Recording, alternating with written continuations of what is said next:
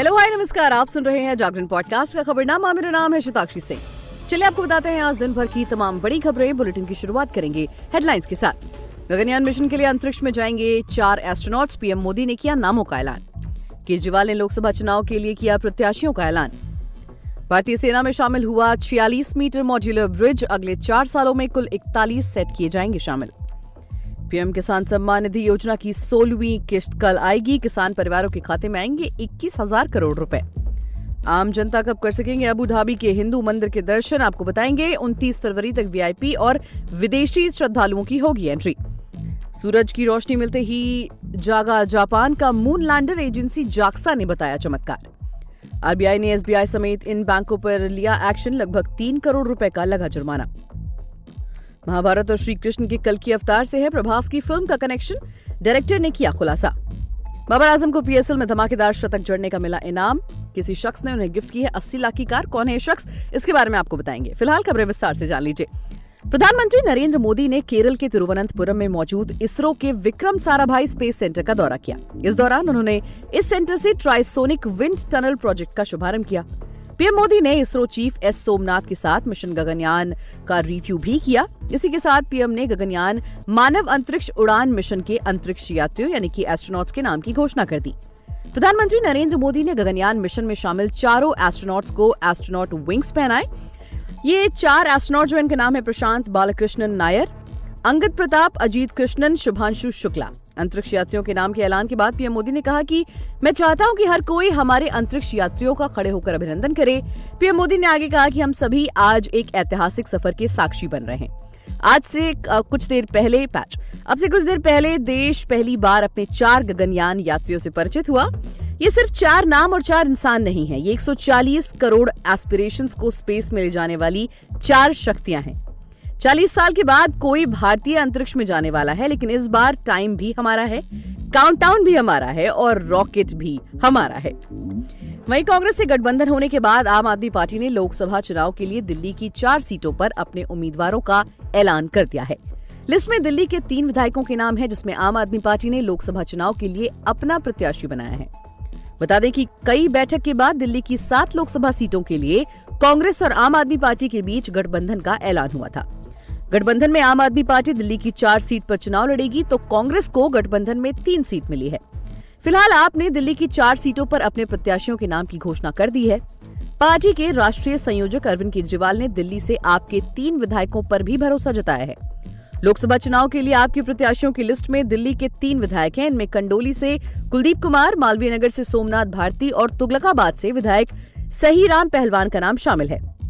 इसके अलावा कुछ महीनों पहले कांग्रेस को छोड़कर आम आदमी पार्टी में शामिल हुए महाबल मिश्रा को लोकसभा चुनाव के लिए प्रत्याशी बनाया गया है। महाबल मिश्रा पूर्व में कांग्रेस से पश्चिमी दिल्ली सीट से ही सांसद रह चुके हैं। उनके बेटे विनय मिश्रा इसी सीट से आप के विधायक हैं। अब ध्यान देने वाली बात यह है कि कुलदीप कुमार आप से कंडोली से निगम पार्षद रहे हैं। 2020 में कुलदीप कुमार को पार्टी ने विधानसभा चुनाव लड़वाया। उसके बाद अब पूर्वी दिल्ली से आपने उन्हें लोकसभा चुनाव में उतारा है। वहीं सहीराम पहलवान तुगलकाबाद से आपके 2 बार के विधायक हैं। सोमनाथ भारती मालवीय नगर से आम आदमी पार्टी के 3 बार के विधायक हैं। ये 2013 में केजरीवाल की 49 दिन की सरकार में दिल्ली सरकार में मंत्री रहे हैं। अब अरविंद केजरीवाल ने सोमनाथ भारती पर भरोसा जताते हुए लोकसभा चुनाव के लिए उन्हें प्रत्याशी बना दिया है। तो आपको बता देते हैं कि कौन सी सीट से कौन उम्मीदवार है। पूर्वी दिल्ली से कुलदीप कुमार, पश्चिमी दिल्ली से महाबल मिश्रा, दक्षिण दिल्ली से सहीराम पहलवान और नई दिल्ली से सोमनाथ भारती आपके प्रत्याशी हैं।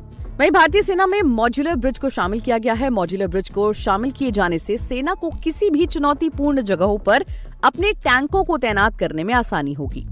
साथ ही सेना के इंजीनियरों की महत्वपूर्ण ब्रिजिंग क्षमता को बढ़ाया जाएगा। नई दिल्ली स्थित मानिक शॉ सेंटर में आयोजित हुए कार्यक्रम में भारतीय सेना ने मंगलवार को 46 मीटर मॉड्यूलर ब्रिज को शामिल करके अपनी ब्रिजिंग क्षमता को बढ़ाया है। इस मॉड्यूलर ब्रिज को डीआरडीओ ने लार्सन एंड टर्बो के साथ मिलकर डिजाइन और डेवलप किया है। इस कार्यक्रम में भारतीय सेना प्रमुख general Manoj Pande, CDS general Anil Chauhan, सेना, डीआरडीओ और रक्षा मंत्रालय के कई वरिष्ठ अधिकारी और लार्सन एंड टर्बो के वरिष्ठ अधिकारी शामिल हुए। एक वरिष्ठ अधिकारी के मुताबिक अगले 4 सालों में कुल 41 सेट धीरे धीरे शामिल किए जाएंगे, जिनकी कीमत 2,585 करोड़ रुपए होगी। पहला सेट आज यानी मंगलवार को सेना में शामिल किया गया।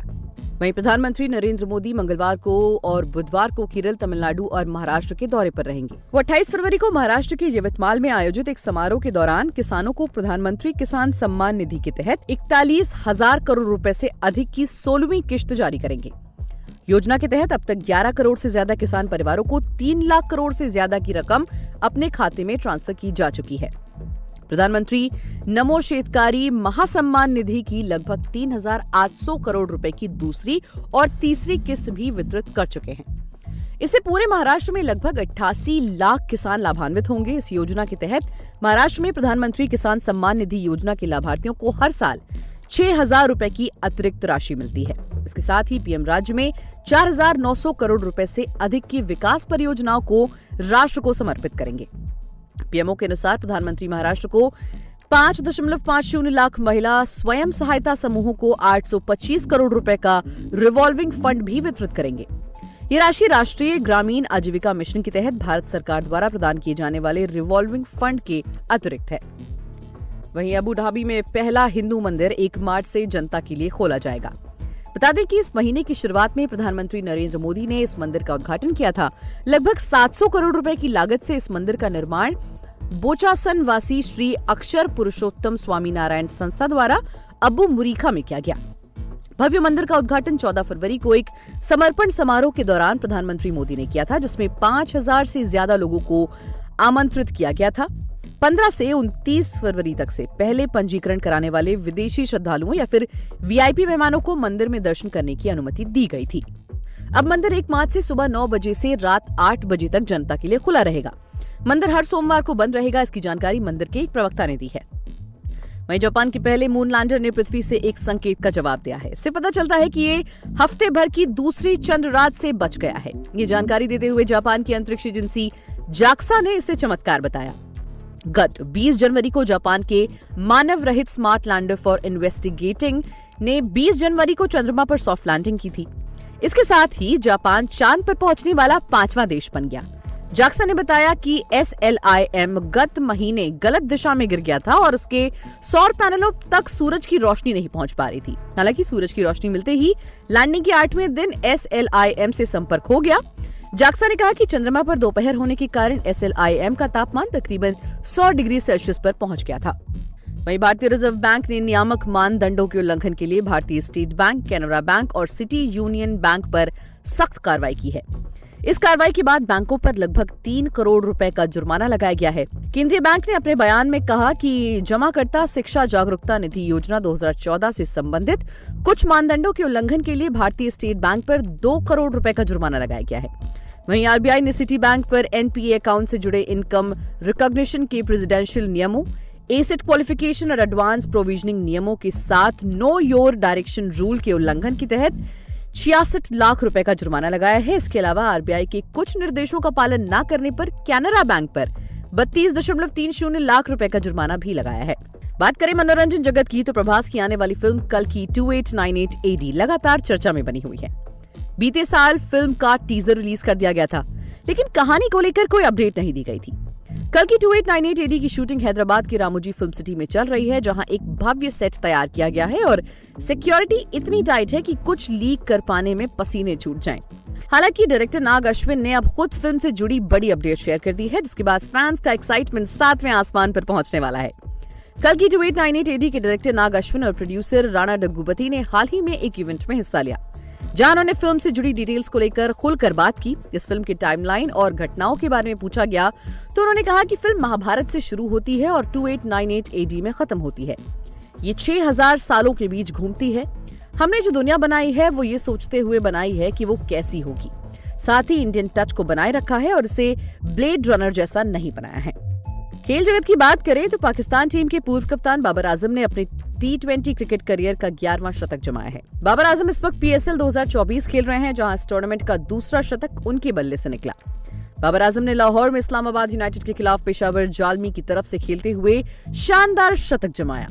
ये शतक उनका PSL इतिहास का भी दूसरा शतक रहा। पहले बैटिंग करते हुए पेशावर टीम ने 2001 रन का स्कोर खड़ा किया, जिसमें 39 गेंदों में बाबर ने 50 जमाई और उसके बाद तूफानी अंदाज में बैटिंग करते हुए उन्होंने 59 गेंदों पर शतक जमाया। बाबर और सैम के बीच पहले विकेट के 77 रन की साझेदारी हुई। दरअसल बाबर आजम ने पेशावर जालमी की तरफ से खेलते हुए शानदार शतक जमाया। उन्हें इस तूफानी शतक के बाद इनाम के तौर पर टीम के मालिक जावेद अफरीदी से एक बड़ा इनाम मिला। बाबर को पेशावर जालमी के मालिक ने गिफ्ट के तौर पर लग्जरी कार देने का ऐलान किया। पेशावर जालमी के मालिक जावेद अफरीदी ने एक्स पर एक पोस्ट शेयर कर इसकी जानकारी दी कि बाबर आजम को गिफ्ट के तौर पर MG-HS एसेंस कार देंगे। उन्होंने ये भी बताया कि ये गाड़ी पाकिस्तान में बनी है और उसको चलाने वाले बाबर आजम पहले पाकिस्तानी होंगे। अगर बात करें मैच की तो पाकिस्तान सुपर लीग के 13वें मैच में बाबर आजम ने तूफानी शतक जड़कर पाकिस्तान सुपर लीग के 13वें मैच में बाबर आजम की अगुवाई वाले पेशावर जालमी ने शादाब खान की इस्लामाबाद यूनाइटेड को 8 रन से मात दी। तो आज के लिए फिलहाल इतना ही। देश और दुनिया की तमाम खबरों को जानने के लिए जुड़े रहिए हमारे साथ और सुनते रहिए जागरण पॉडकास्ट का खबरनामा।